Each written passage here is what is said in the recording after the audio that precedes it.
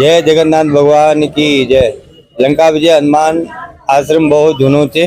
જ્યારે હનુમાનજી લંકા में विजय प्राप्त करने आया ત્યાં एक घड़ी यहाँ रोकाया था।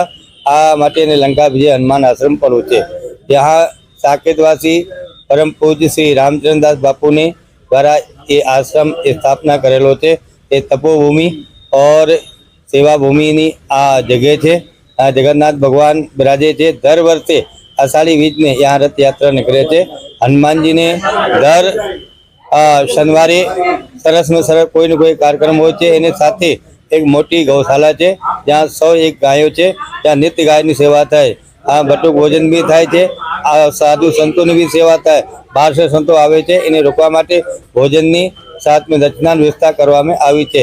एनी साथे आ लंका विजय हनुमान मंदिर द्वारा एक सीताराम सुंदरकांड